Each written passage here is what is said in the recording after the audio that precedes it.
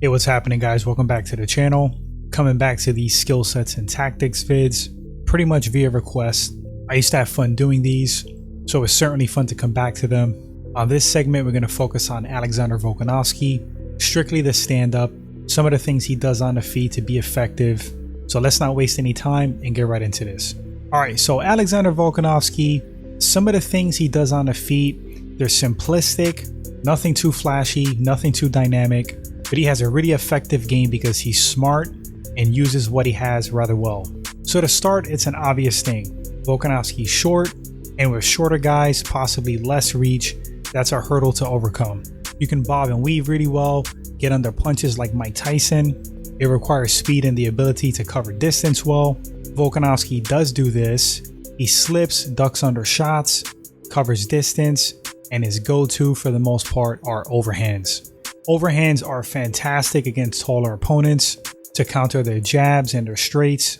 He sets his up with jabs, then he explodes forward. Immediately the follow-up is a crashing overhand shot. Volkanovski is really good at covering distance and exploding. And that's kind of like one of the ways a shorter fighter with less reach gets to the taller guy's chin. Taking angles is one, as well as stepping in, slipping shots, countering with overhands. Feints is another way Volkanovski is effective on the feet. He fakes a takedown or feints a strike, gets his opponent to bite, then he explodes with the intended shot. Low kicks, huge for Volkanovski. Again, used to set up his hands.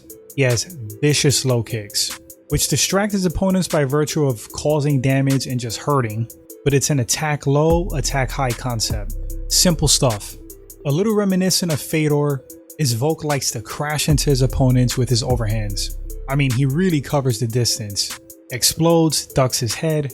Even if he misses with the overhand, he is now arranged for a body lock or a takedown attempt in general. Just another thing the opponent has to worry about. It's astounding, honestly, how he uses overhand so much, and he hasn't really been countered or figured out really well. The counter to overhands is slipping on the outside of the shot, then you have a hook to the body or the head.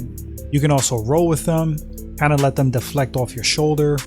Uppercut counters are there if you time them correctly.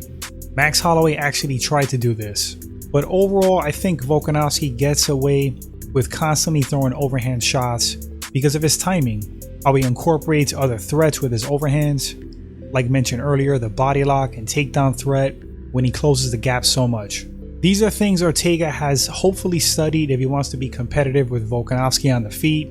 Ortega, if I recall, has an improved uppercut right now, and in general, he's just elevated his boxing. Volkanovski chaining a takedown from an overhand may not be wise on his part because Brian could dive on a guillotine choke. He's not afraid of that. And if Volkanovski ducks his head down, it's possibly there.